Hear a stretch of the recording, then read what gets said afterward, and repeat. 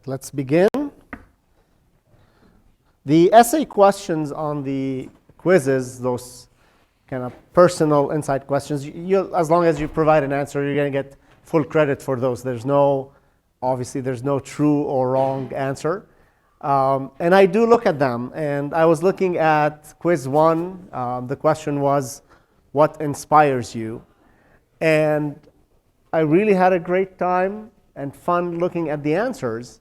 I could have shared the answers anonymously, but I think that would still risk some privacy concerns. So instead of that, I decided to share, I'll share some of the kind of overarching story that I read through these questions. So for the last quiz, the question again was, what inspires you?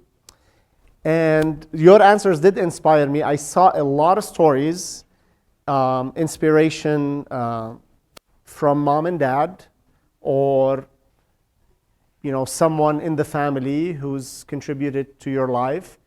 And I think that's a good sign, because the previous generation always bashes on the new generation, which bashes on the next generation. You know nothing. Yeah, I wish you have it easy. I wish it was as hard. It's not as hard as we had it, etc. But seeing that everybody was seeking connections in the answers, or they were telling stories about connections with other people. And in the age of social media, and I know your generation is always kind of criticized for obsession with social media and that disconnection with other humans. I saw the opposite in your answers, and that really kind of warmed up my heart. As a millennial, we were kind of on the borderline between pre-social media and post-social media. I saw a lot of stories that had a tragedy component to it, a struggle component to it, but yet everybody was attached to life and being inspired to move on and continue. And that's precisely the correct attitude. If you remember the Manifesto for Life discussion we had in numerical methods, and I started by saying life is a struggle. And indeed, that's the reality of life. But what do? We accept the gift of life that we have and we continue on. So thank you for sharing your answers. And there were some wild stories. One person went to the Amazon forest. And so that was, I'd love to learn more about that. And anyway, so we'll have more of these essay questions, just to temper down the mood, get to know you a little more. And I do enjoy reading those answers. And you'll get credit for those. But we have to manually put the grade on those. So you're not going to see it in your grade immediately. At one point, I'll just go through all the quizzes and give you credit for those essay questions, okay? The second item I wanted to discuss with you is help sessions with the TAs, okay? I know we're just barely getting started, but I have instructed the TAs this year, previous year, and every year. I instruct them to be very protective of their time, because being protective of their time is protective of your time. So please do not occupy their time with 1,000 questions and expect them to just sit there and do the homework for you or answer your questions continuously nonstop. There are other students waiting in there. Maybe the other student is feeling they don't want to take the time that a current student is taking. But I've told my TAs, if anything beyond reasonable, like a 10-minute, that's kind of the longest discussion I would imagine. I told them explicitly to tell you, hey, go work on it a little bit on your own, and then come back with a specific question. And they will tell you that that's not coming from them. They're not being mean or rude. That's reflecting me. So I am the one who is saying those words to them, okay? Because I want to be protective of everyone else's time. Okay, so please be mindful when you come and sit with the TAs, come with specific questions. Don't expect to sit and just do the homework and with the TA next to you, hey, how does this look like? How does this look like? Because they're going to tell you, you know what, I cannot help you anymore. You have to put in an effort on your own and then come with specific questions. We'll help fill in the gaps. So please be mindful of the TA's time, because you'll be mindful of everyone else's time.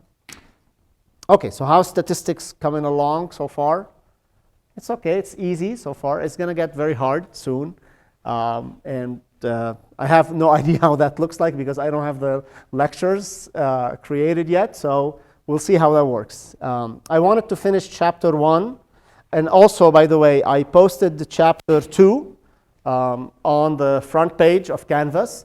And it's in the files directory. Now, my lectures, as most of you know, they're not stored as files on Canvas. Instead, it's hyperlinks to a Google Drive PDF. You can download it, but I put them on a Google Drive because once I update the slides, I don't have to move the file and copy and paste it again into Canvas. So it's automatically updated, and the hyperlink remains alive, and it points to the most recent version of the lecture.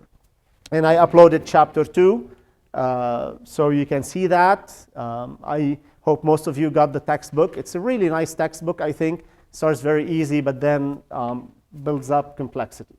I want to finish chapter 1, the discussion where we left off last time, and that was part of your assignment as well, critiquing a study where we put kind of everything together. And I have this thing here. 85% of statistics are made up, including this one.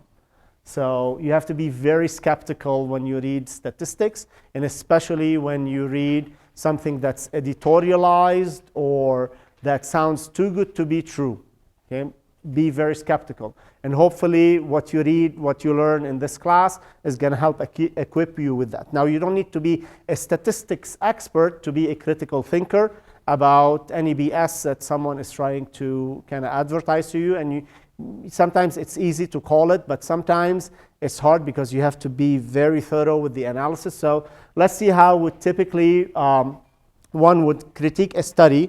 There are a few things you can question in a study. You can summarize them. The first one is consider the source. And so who paid for the study? Is there any special interest group that paid for the study? So in a study for cigarettes, there was a study for cigarettes that says I don't know. I remember I saw something like in the 50s. It was like a study that doctors approve of cigarettes because they help strengthen teeth or something. And who paid for the study was like Marlboro, Philip Morris or something, right? So consider the source. Who paid for the study? Do they have a conflict of interest in getting that study done? Now, obviously, a pharmaceutical company will have a conflict of interest because they're trying to develop a drug that is going to heal you, right? So you got to be careful there. Maybe no, it's not a bad thing that the pharmaceutical company is paying to conduct the study to make sure that their drug is effective or not. Now, if they're twisting the data to make it look like it's effective where it's not, then they deserve to be sued and everything. Where were the data collected? Notice data can be plural or singular. I really like to use plural for data. Where were these data, etc. Because it's data sets, a lot of points. When was the information collected? Who published the study? Consider like everything that could make you skeptical of the study. Now, it doesn't necessarily mean you raise an alarm and say, no, this study was conducted by these people. There's no way I'm going to listen to it. No, that's okay. I mean, consider the analysis. And there's always sometimes common sense in what you're listening to. Like, this doesn't make sense. It sounds very counterintuitive, but sometimes that's how science is made. Next is you consider the variable that is being reported. So for example, America's 100 best companies to work for, or the top 10 things that make you happy. Like, what does the best company to work for mean? Do they give you vacation time? I don't care about vacation time. I want money. Right? Give me more bonuses, right? So what might be best for you what might be best for someone might not be best for you, especially in these matters that are subjective, right? Now, one could make a study that says what is the best thing for you, but it's still statistical, right? Because there are individual preferences here. What does make you happy mean? To me, I prefer job security over anything else. Or like having a solid health insurance plan that covers me and my family despite a low salary, for example. That would make me happy. And then in addition to considering the variable study, you need to consider any confounding variables. So for example, are there other things that might have affected the answers? For example, on a study between women and men, maybe the women were stayed home caring for their babies. Did they account for that, for example, in the analysis, right? And so look at confounding variables. This statement, it makes, consider the statement on a bottle of shampoo. It makes hair 60% smoother. I have no idea what that means because I have no hair. but when I had hair, and the picture you saw last year, with all that curly hair, there was nothing that would make it smoother. Nothing. It would just come out like even thicker and harder to comb. So anyway, but like, what does smoother mean? Smoother than what, right? It makes your hair smoother than, what is a standard that your hair is going to be smoother than against, right? Now, obviously, these are in marketing things, and they're like attractive and nice, yeah, to get you to, and they're mostly harmless, right? You know, who cares if a bottle of $2 bottle of shampoo doesn't make your hair smoother? Throw it away, get another bottle, right? So there's not much risk there. So I really wouldn't care much about making a fuss about smoother or calling the company you lied about your statement. I care less about that, okay? And then under what conditions, like, you know, well, I like in the shower 2 days after you take the shower, like when is it smoother? Obviously, it's going to be smooth when you're when underwater, etc. Anyway, the next thing is to consider the setup, and specifically in the setup, you want to make sure there has been no bias from the participants, from the researchers, from the questions that were posed. And bias, as we obviously mean, is like you're trying to optimize for an outcome that you desire in your heart for some reason. And we all have that. It's not a sin, right? To have a bias, like, please, please, please be that outcome, right? You're making a study. Let's analyze if students are gonna like having McDonald's in the union. I would love that. I want to have like one McDonald's a week just to maintain my weight, you know? So I want to make sure I have at least one McDonald's meal a week. And so, like, if I want to run a study to see the students who if they would like McDonald's, I'm going to be biased on that. I'm the worst person to do that study because in my heart, I'm like, please, please, yes, say yes, please, yes. And so I would come and I would be biased. Hey, you know, did you know that McDonald's is now offering $10, whatever? Do you think we should, right? So I would be, that's a bias, right? That's a bias. So, you know, ask that question. Is the question being biased, or is this a biased study? Is this fair? There's always some amount of bias. You will always find someone who is overly critical of a question and they will identify some bias, but the objective is to minimize it. Okay? You cannot eliminate it 100%, but the objective is to minimize it. Okay? There's non-adherence. So sometimes you start with a big sample or a decent sized sample, and then people don't follow up. They don't answer, they didn't continue the study. So that will then, if with non-adherence, you are destroying your sample because it's no longer reflective of the population that you started with. Okay? So maybe all the senior students dropped out of the study. So then no more senior students because they left or they got a job or something happened, right? And so then your study is biased towards the freshmen and juniors and sophomores. Okay? Response bias occurs when a researcher's behavior, so like I said, then participation bias occurs when there's a problem with the participation or lack thereof, like I mentioned. And the non-response bias is when participants do not answer, only self-selected. So you send a massive email about, I always get these emails about like the mood of free speech on campus, right? And that's a self-selected sample. Not everyone is going to answer that. Obviously, who's going to answer that? Those highly motivated to answer that, right? And so then that's self-selection bias, right? So it's not a clear representation of what's going on. Consider the conclusion. In the end, it's the conclusion that the study that we should be the most wise about.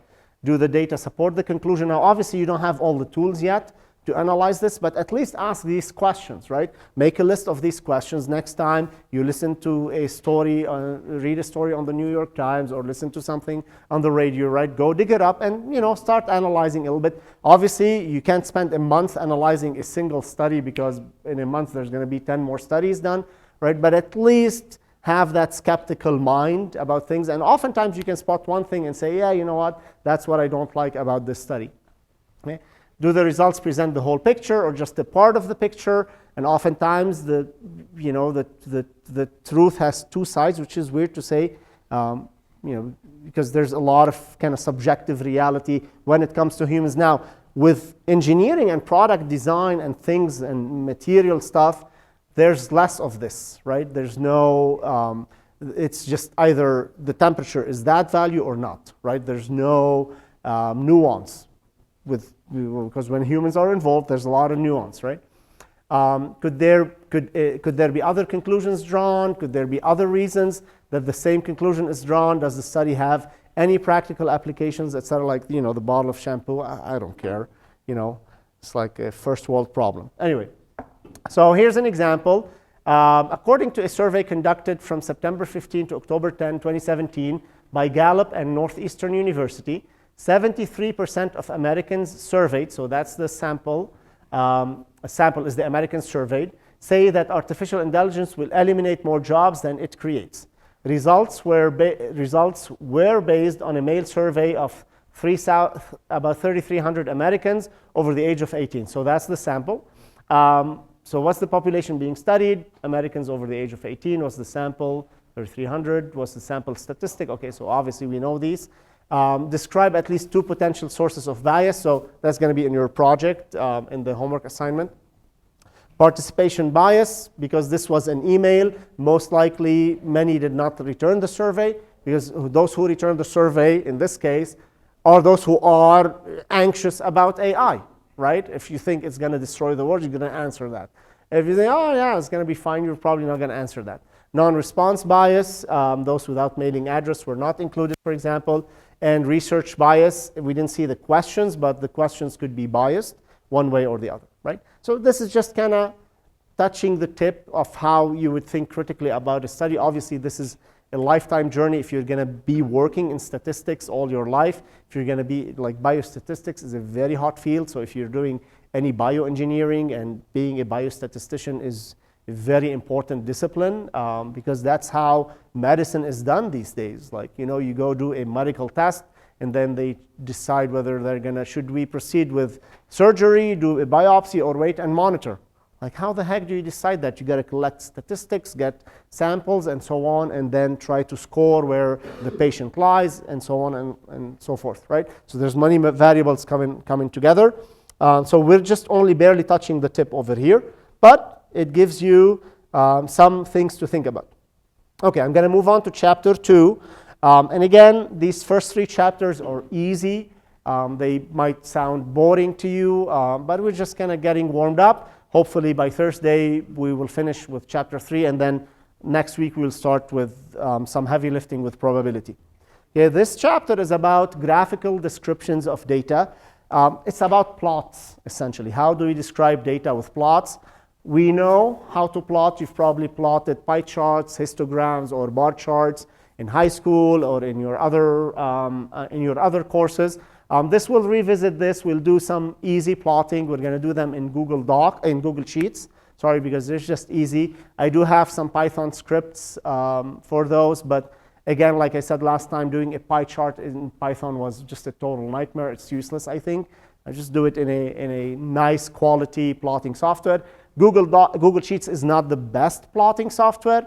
So obviously, professionally, you might want to use something a little more professional. Gives you more control over the graphs. Maybe Excel could be a little bit better. But it illustrates the point, because all of these software, you just learn how to do a pie chart in that software, and then you do it and optimize. So we'll talk more about how a chart should look like, the beauty of a chart, the scaling of a chart, and things like that. So at the end here, you'll be able to define, calculate, and plot a frequency distribution. Have you ever done frequency distributions? Okay, so we'll learn about that. That's kind of getting us started for doing probability distributions. Define and compute relative frequency and cumulative frequency. Those will be powerful tools to look at when you're faced with data.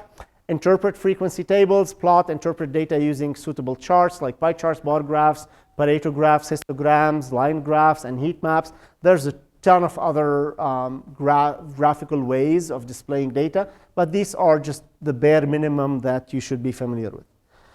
Okay, we will start with frequency distributions.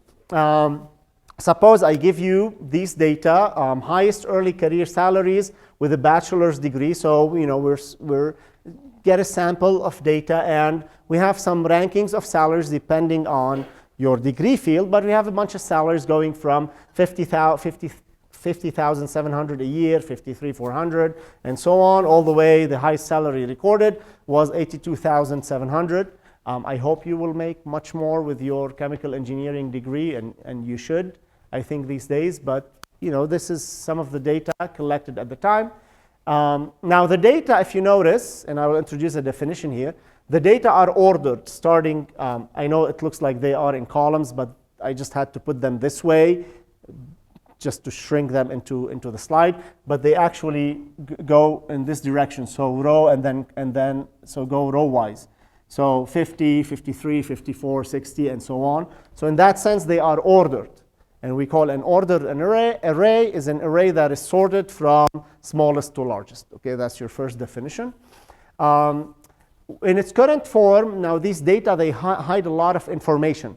Like, okay, I'm giving you this data and tell me about this data without even mentioning the mean salary, or which is a quantity we will learn about next chapter. But like just looking at the data, it does hide a lot of information, like how many people had their salary below $60,000, right? You would go and have to count and for example, how many people were under the salary of 70,000, right?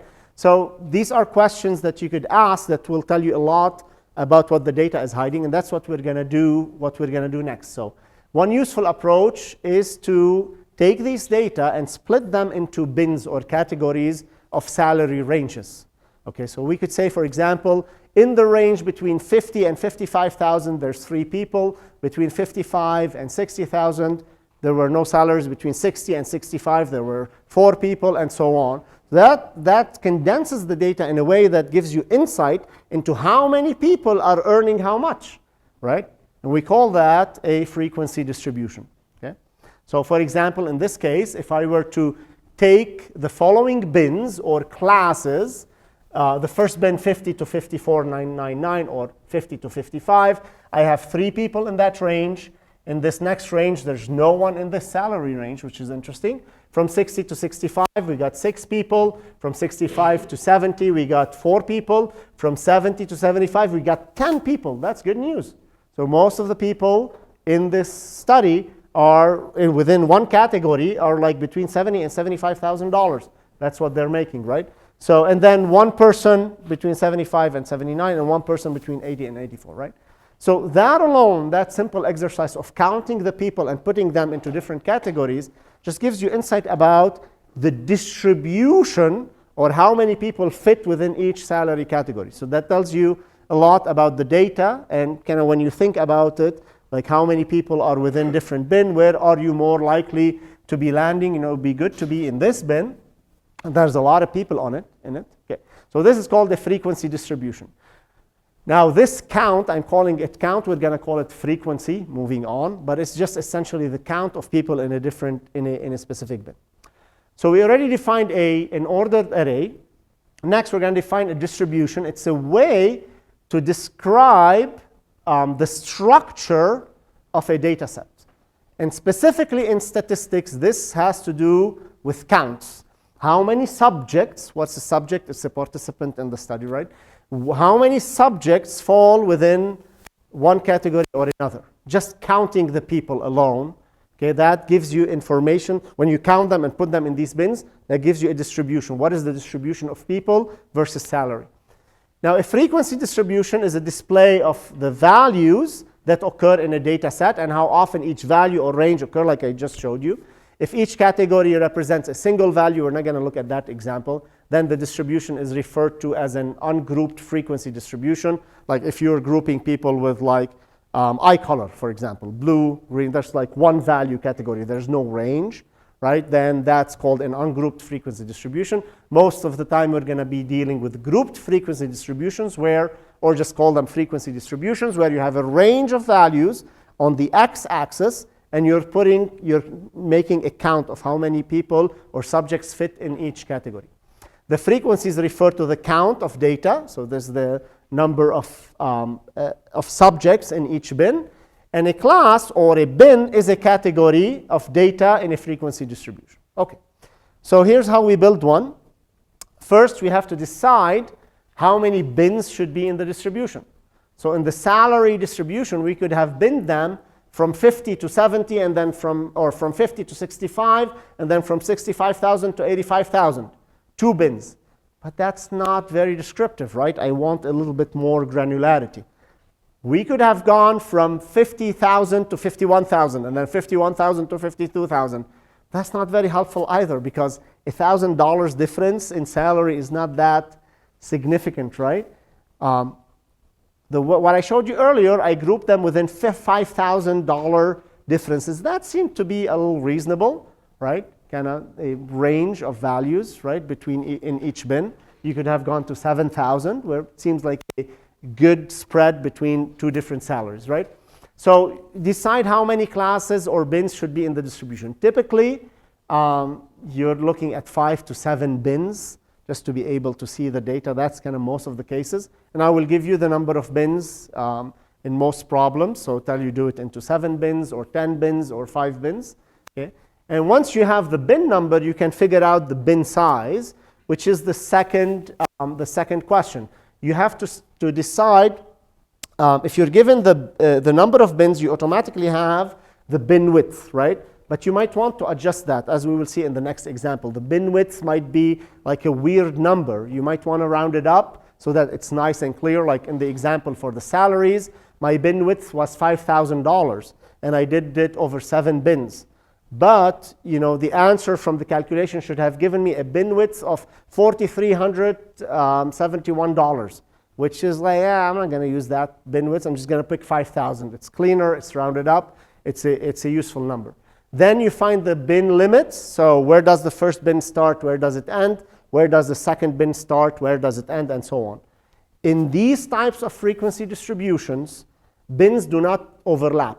They're next to each other. There's going to be a small value separating the two different bins. For example, you notice here, first bin starts from 50,000 to 54,999.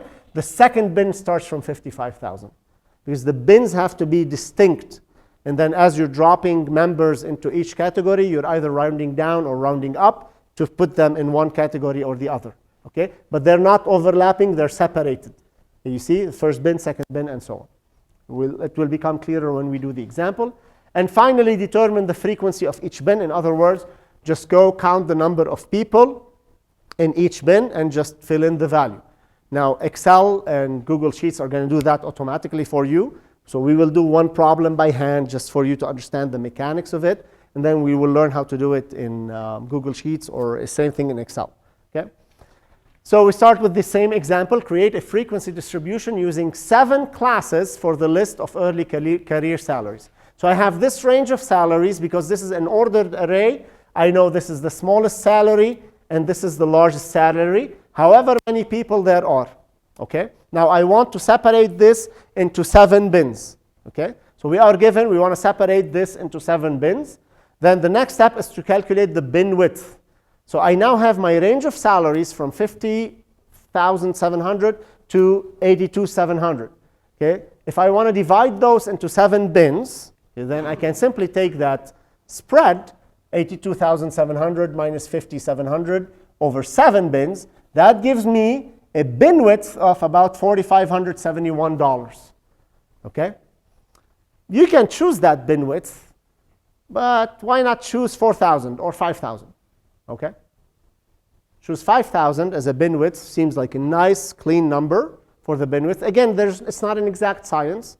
It's a preference thing, but 5,000, it's well-rounded. It's 5. It's not for 4,571, right? And so we're going to choose a class width of 5,000. You have liberty over here to do this, and if there's doubt, if I need a certain answer, I will guide you through it, tell you which one to choose. But there's no right or wrong answer. The way you present your data, the more clarity you shed to the data, the more impactful it will be. Now, this is where you can start manipulating data with statistics. You might split it into very small bin widths to tell a different story than what you want to tell, right? So, try to be reasonable as you choose the class width so that you don't imply a certain story you want to tell. Okay. So obviously, we're going to pick, like I said, we're going to pick a class width of 5,000. Next is the class limits. Okay, so now although the first salary is 50,500, so we can start the first bin at 50,700. We can start at 50,700, and then class width is 5,000. So the first bin would be 50,700 up to 55,700. But again, that 700 is annoying. Yes? Is there a difference between classes and bins? It's the same thing. It's the same thing. I like the word bin, but I have to use class because statistics people use class for some reason. But we'll call it, bin, class. I like the word bin, is just more natural to me. Again, so you can choose your first bin to start from 50,700 to 55,700. But again, that's why the 700? Why not start at 50,000? It's a nice, well-rounded number. So we start our bin at 50,000 and go to 55,000, and then so on and so forth, right? So we're going to choose 50,000.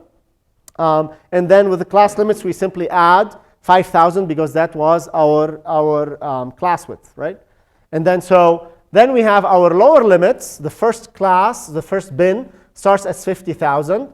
The next bin is 5,000 away from it, so it's 55, right? And you can do this in Excel or Google Sheets. You start with the first number and say this is equal to this plus 5,000, and all the way to the last lower limit of the last bin. So this is the last bin. It starts at 80,000, okay? Although the last salary goes to 82,700, right? But the upper limit of that bin is going to be what? I have to choose an upper limit. The upper limit should not overlap. The upper limit of the first class should not overlap with the lower limit of the next class, right? So I cannot choose an upper limit here of 55,000. It has to be a little bit less than 55,000. Okay? I'll choose $1 off. Okay? Or I can choose $0.50 off of that.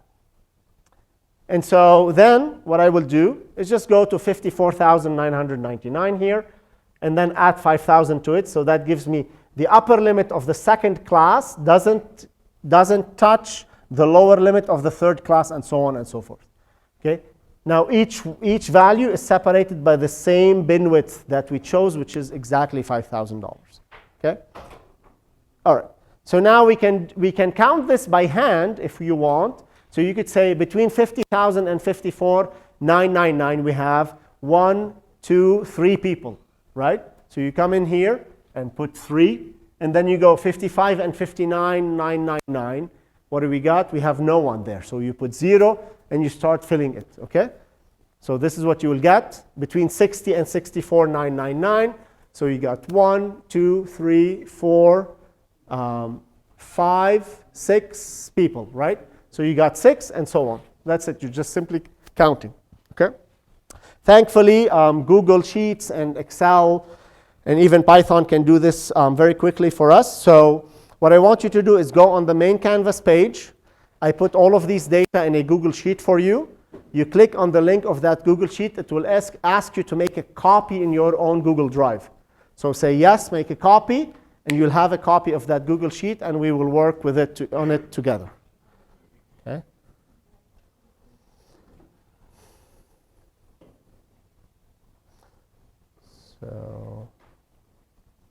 So if you go to the front page here, right here, Chapter 2 Data, Google Spreadsheet. If you click on it, it will ask you to make a copy.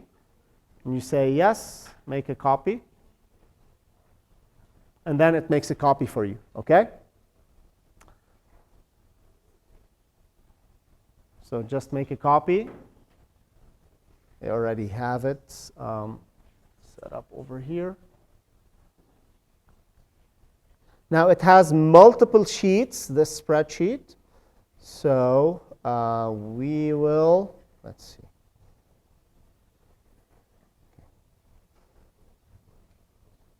All right. Actually gonna drag this one. Okay. Like to open it in Safari. You guys all have that open? All right. So with, so you see at the bottom, we have a bunch of data for the different things that we will do today. All right. So let's see, guys in the back, can you see? A little bit bigger. Actually, maybe I can do 150. OK, that's a little bit better. OK, so this is the distribution of salaries. It is an ordered array. It doesn't have to be an ordered array because that the function that we will use in Google Sheets does that. Do you know what function will make a frequency distribution? Okay, it is called the frequency distribution. So what I will do here, say this is called frequency or count. Okay, and all you have to do is say equal, and then type the word frequency. It gives you a suggestion frequency distribution of an array. Now, when you click this, just like in Python, it used to give us a suggestion. If you press tab, gives you a suggestion of the API or what arguments it takes. This function takes two arguments, data and classes. So they call it classes in Python, in Google Sheets and Excel. So that's why I have to keep calling it class as well. But it's the bins. So what it needs the original data. So in data, you can just simply select this and then shift and all the way to the end. So you get A2 to 86. But then we need a something here for the classes. So we need to define the classes to be able to generate a frequency distribution. Now, from the Google documentation and pretty much Excel and every spreadsheet tool, the classes that they require are the upper limits of the class, not the lower limits. So in other words, you need to give Google Sheets the upper limits of the classes where you want your data to be gathered in. So in our case, so what I like to do is always, OK, start with my array here. And I will create a column, call it lower limit and upper limit, or upper, let's call it lower bin limit, and then upper bin limit. With this one, my lower bin limit was $5,000, 50,000, sorry, 50,000. And then the rest of them are equal to this one plus 5,000, right? Because that was my bin width. And if I do this and just kind of drag it down all the way to 80,000, those were our lower bin limits, right? For the upper bin limit, we said the first one was 54,999. Agreed? The next one is going to be that guy plus 5,000 because that was our bin width. And then you just, undo that. You just simply drag this all the way here, and you get these lower and upper bin limits. So simple Excel stuff. You just drag, select, and drag. You can do the same in Excel. You can do the same thing in Excel. Okay? All right. Now, again, by definition, Google here wants the upper class limit. Okay? So you look at the formula here, just like in Excel. Frequency distribution, you give it the array, and you want the upper class limit. So what I will do here is simply drag and select these guys. Now, see what happens. I press Enter. Look at that. It automatically populates your column. And indeed, this tells me that. Now, look what happened here. I have my lower bin limit, my upper bin limit, and I have 3 people in this bin. I have 0 people in this second bin. I have 6 people in between 6,000 and 64,999, 4 people between this range, 10 people in this range, 1 person in this range, and 1 in this range. Now, you will notice that Google Sheets or in Excel probably will always add 1 more row here. What is that row? And it put a 0 over here. You see? So what this is saying is, did we leave anyone outside of these bins? So if you had 1 more salary or 2 more salaries that were outside these bins, did we leave them out? So for example, let's say in my array, I had 100,000 over here.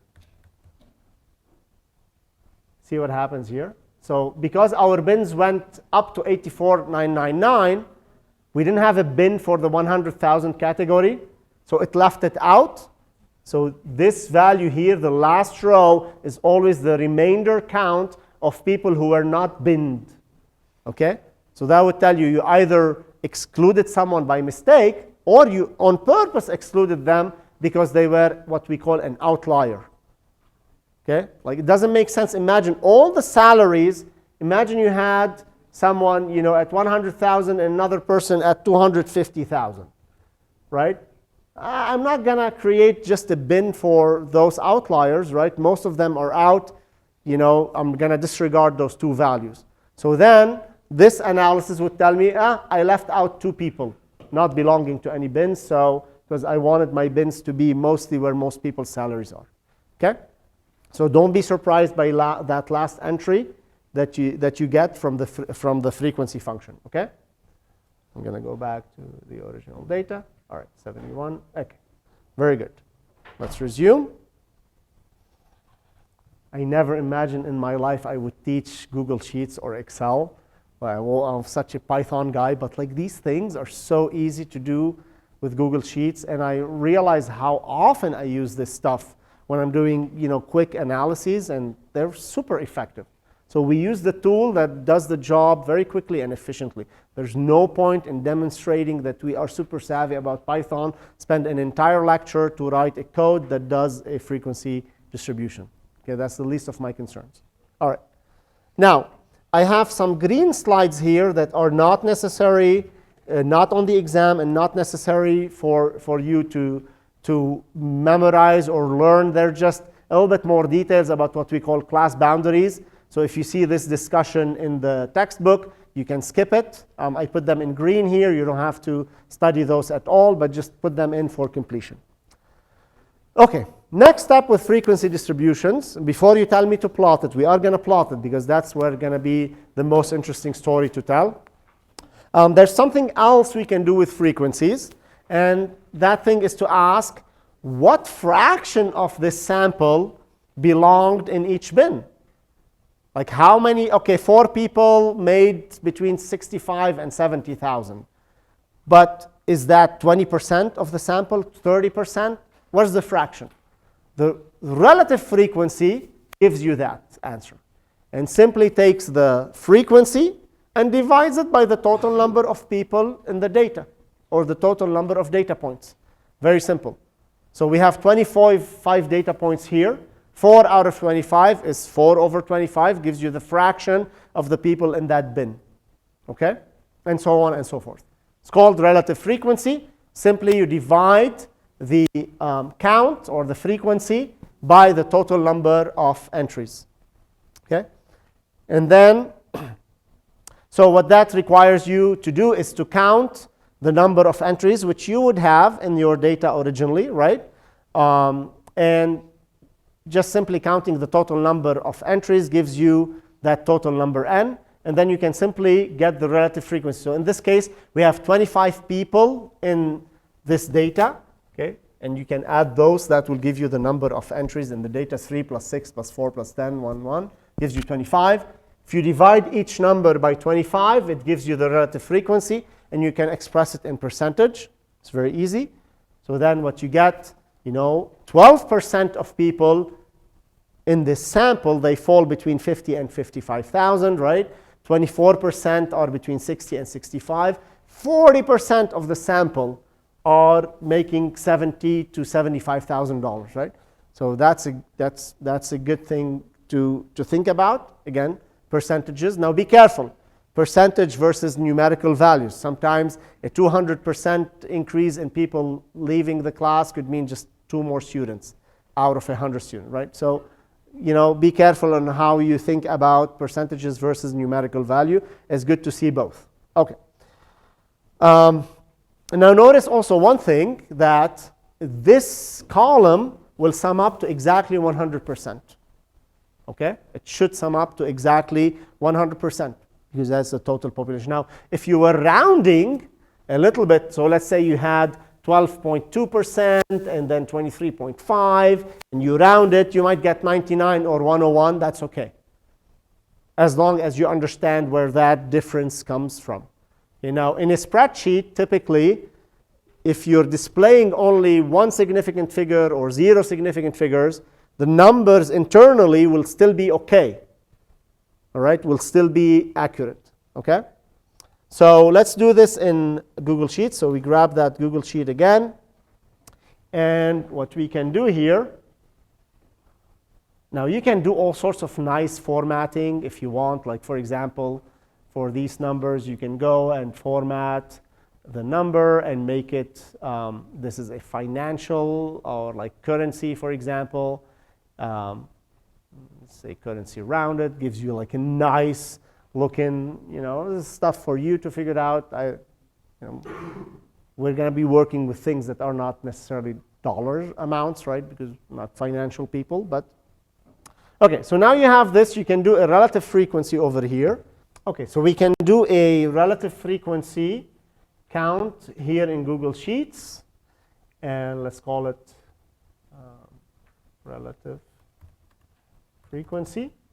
We will express it in percentage. Now, you can say this is equal to 3, this number, over the total number. Now, what is the total number? You can sum it on the, do the summation on the fly, and that is going to be the summation of all of these guys, right? And then all you have to do, now, okay, you need to make sure that this is stationary. Okay, and then you can autofill this with Google Sheets. We don't need any of these numbers here. You can delete them. Or you can just simply take this and drag it down here. Okay, and you get the fraction. To display it in percentage, you can go and format, and you go to the number and say this is a percent, and it displays it as a percentage. Okay, gives you the relative frequency. So what I did here, I took this number and divided it by the total number of items here. Now you can do this differently. You can create a cell here and say, give me the sum of all of these guys here. That should be 25. And then here you could have, instead of doing the sum, you could have just simply called this guy here. And you put a dollar sign to make sure it doesn't change, to make sure it's always referring to that cell. It's going to give you the same answer. Okay, same answer. Give you the same answer either way. Now this is computationally cheaper because you're not doing the summation every time on every cell, right? Pardon me? The code is up there. Yeah. Oh, it's probably not. There you go. Okay, so this is computationally less expensive, especially when you have a lot of data. If you have 1 million data points, then you don't have to calculate the same summation 1 million times, right? You calculate it once and just reuse it, okay? But for small data, don't sweat it, all right?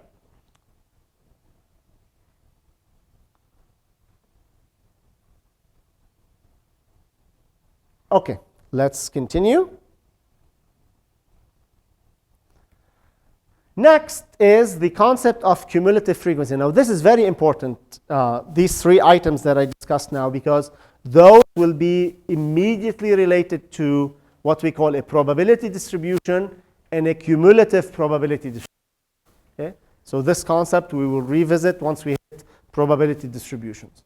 Okay, a cumulative frequency simply takes the sum of all, for a given bin, you sum up how many people or values were above you, including were previous to you in the previous bins, including what's in your bin.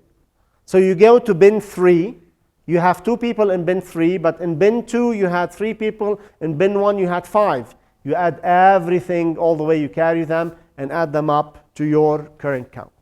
Okay, the cumulative distribution helps you in saying, oh, there's this many people making less than 60,000. Okay? It helps you identify what we call the quartiles later. Okay? So it's very simple. Then the cumulative frequency simply takes the quantity in your bin and adds all the previous bins. So the first bin has 3, so the cumulative frequency is 3. The second bin, you take the current count in this bin, which is 0, plus 3 gives you 3. Now in this bin, you have 6 plus 0 plus 3 gives you 9. Okay, so that's the cumulative frequency. So then what you can say is there were 9 people making less than $65,000. $64,999. Okay, that's the cumulative frequency. Okay, 23 people, most of the sample were making less than $75,000. 13 people were making, almost half the population were making $69,999. Okay, so half the population was making less than 69,000. The other half, or the sample, were making more than 69,000. That's what the cumulative frequency does for you. Okay, so let's see. How do we do it here? Cumulative. Okay, we simply, so we're going to start with this guy, obviously. And then we're going to say here, this is equal to this guy plus the one above it. Okay, and then you drag this all the way down here. Whoops. Uh-oh. What did I do?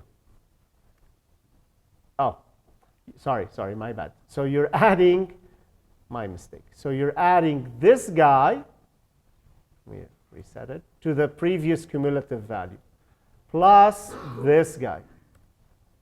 Okay? My mistake. Okay, there you go. So you add the new count in the current bin plus your total tally from all the previous bins. Easy.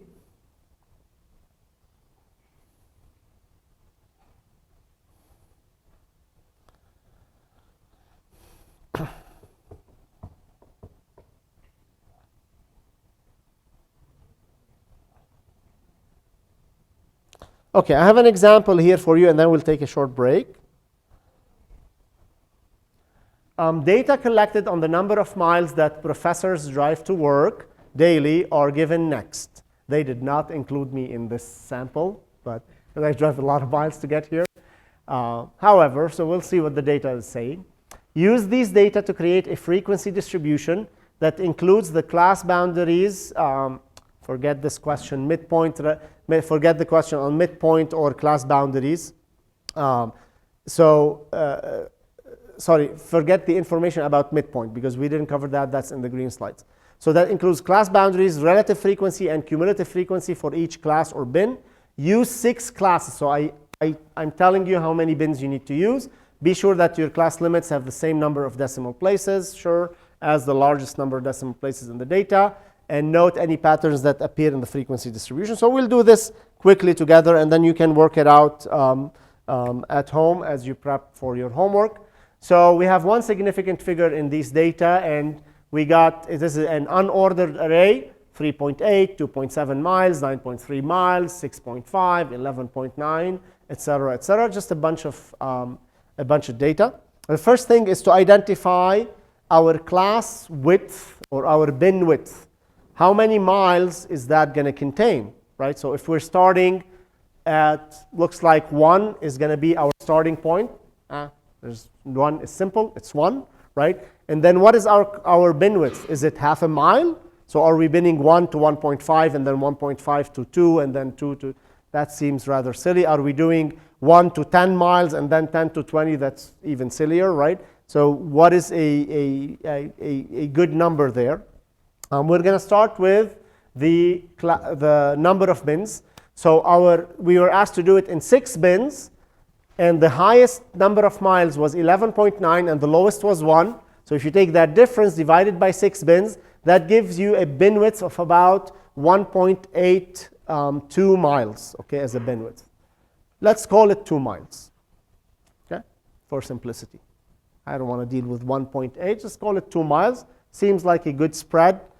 From 1 to 11.9 miles, we're taking 2 miles difference between the different bins. Okay, So the lower class limit is already given, kind of at 1, which is nice. I agree with that. So then we have our, excuse me, our first bin starting at 1 and going to plus 2 miles, so going to 3. But we're not going to put it exactly at 3 because the next bin cannot start at 3. They cannot overlap.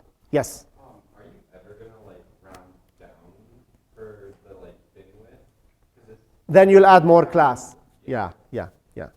Then you will add more class. So, but it's still okay, right? You figure it out based on your problem, right? I mean, this is not an exact, there's a lot of wiggle room, and how you might try it with what I would do, I would try with a few different bins and see what looks good, right? What tells a good compelling story. That's the truth.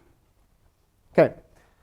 So then, to determine, okay, so we said the bin width was 2, so our first bin would be from 1 to 3, but obviously I need a little buffer between the upper limit of the first bin and the lower limit of the next bin. So in the previous example, we had $1 difference. Here I'm going to have 0.1 mile difference, or you can put 0.05 miles, okay? That's fine, but why did I choose 0.1? Because there was one significant figure in the data, so I'm like just 0.1 miles. So I'm going to go from 1 to 2.9, and then 3 to 4.9, 5 to 6.9. Notice the bins do not overlap. There's a slight difference in between them, okay? Now, you'd be very unlucky if a data value falls in between, but if you choose the number of significant figures in your bin width to be equal to the largest number of significant figures on your data, then no value is going to fall in between. It's going to fall either on the left bin or on the right bin. Okay, so you do this and you run the calculation. This is what you get. Frequency, you have 3, 3, 4, 2, 4, 2. So without even plotting this, what this tells me is like there's an equal number of people driving from almost everywhere in the radius that are driving to the University of Utah, right? There's 3, 4 people driving. There's 3 people driving between 1 to 2.9 miles, 3 people between 3 to 4.9, 4 people in this range, 2 in this range. So it's about the same. We're going to call this a uniform distribution.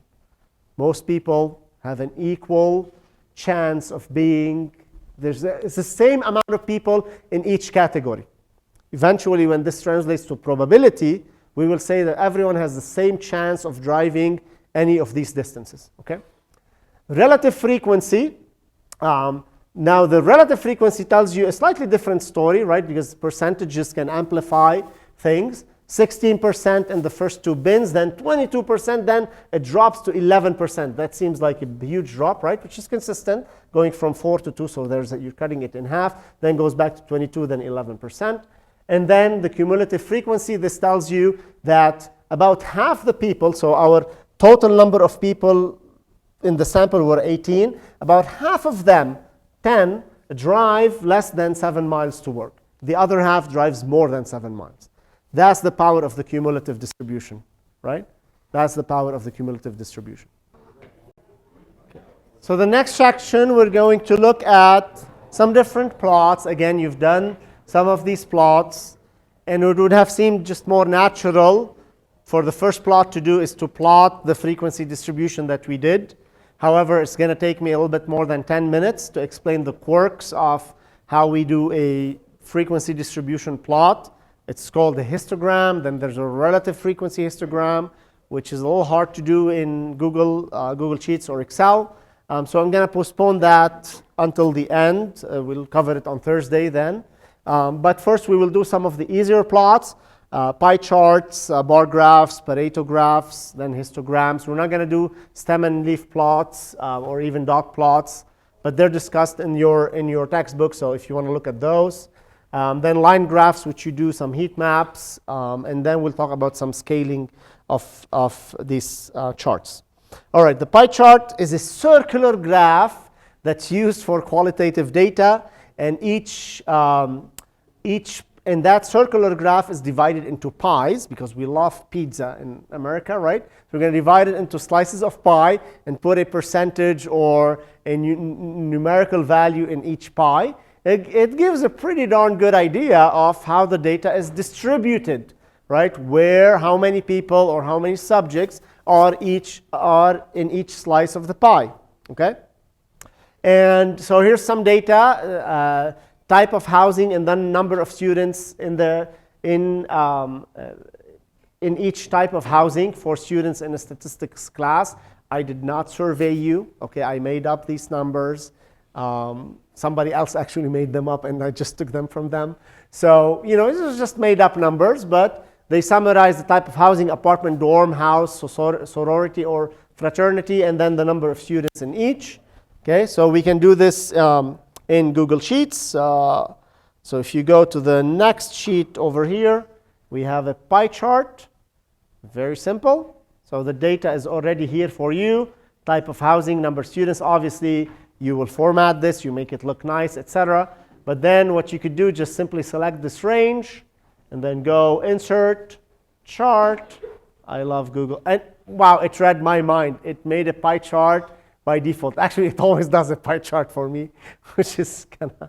But anyway, yep, it did that. That's great. Okay, gives you a pie chart. Now, I'm not going to talk about customizing this. I think this looks okay, but I can make a more beautiful one in Keynote, or you can do a beautiful one in PowerPoint, for example. But still, you know, if you're in a rush, you want to do a quick pie chart, you just go in pie chart. Don't use these ugly colors. I mean, they're fine colors, but they're like too intense for the eye. Okay, so in a more sophisticated plotting tool like Keynote or PowerPoint, choose a template with colors that fall within the same spectrum. You're gradually changing color, you know, light purple to medium purple, or pink, light purple, medium purple, high purple, right? Or green, stay within the same theme. Don't use such intense colors like this bright blue and bright red. Now, you could probably customize this over here. There's a lot of customization options. I don't spend my time living in Google Sheets, because when I do production plots, I do them mostly in a little bit slightly different software, let's say. But this does the job for you, okay? It tells you, you know, 50% of students live in apartments, 12.5% in sorority or fraternity, house, etc. Now, you can see this one here is a little bit, the font size is large, which is, you know, not a good idea. So then maybe you want to change the text size a little bit, shrink it a little bit. Let's see, did it change it? It didn't change it. Okay, let me see, how do you change the size? You go to 10 maybe, okay. So you choose 10, still doesn't show the whole thing, right? So these are some of the perks you have to deal with, but I would never kind of put it like this. Either I would change, you know, so maybe just do sorority, fraternity, right? And then it doesn't have those weird 3 dots, right? Then if you go customize, obviously each software is going to have different customizations. I'm not here to teach you about customization or graphic design, but a minimum of a good, appealing, good-looking plot would be nice when you're doing production plots. Now, I don't know if you can change the color template on these Google ones. Haven't tried actually. Each one and then change it. That's what I was trying to do here. Like, yeah, so, you know, okay, so here's a little tip that I personally use. Use this kind of stuff. So there are popular color palettes like this, or palettes, right? So pick something that is, you know, follows one theme, right? And you can generate a lot of other color palettes. And, you know, don't use extreme stuff, but these are like so much nicer. You can just click on the color, and then you get the RGB or the color item, and then copy and paste it in when you're creating the plot. I literally do this, but once I do it once, I have that color scheme set up, copy, paste, and produce it with new data, right? You can make nice, good-looking, beautiful, high-quality plots, okay? Highly recommended. Okay, so here you would have to go here, and then, you know, either do a selector and go to the other website and change the color, or put a custom color here manually, so you can put the hexadecimal number and whatnot. Anyway, this is sufficient though as a, you know, good starting point for statistics. It does the job, right? You can also customize a bunch of things around this. You can change the distance of the pies from the center. I don't know, do a bunch of stuff. Each one has different customizations. The one I use in Keynote, I can take each one and separate it a different distance. Can make them in 3D, rotate them a little bit. But anyway, that's not the point. The point is to make a pie chart. We have 3 minutes. We can do a bar chart, I think. Let's see if we can do a bar chart. Okay. A bar graph is a graph that uses bars to represent the amount of data in each category, obviously. So it's like these bars that stand next to each other. Okay, and you can do this again with the same data that we just worked through in the pie chart. So if we go to a bar graph, so I think for these data, a pie chart is incredible because it gives you percentages and shows you visually up to scale how much each category the proportion of each category. Okay, and I see, okay, I saw some ads of the things I buy behind the scenes, so I'm just going to hide it a little bit.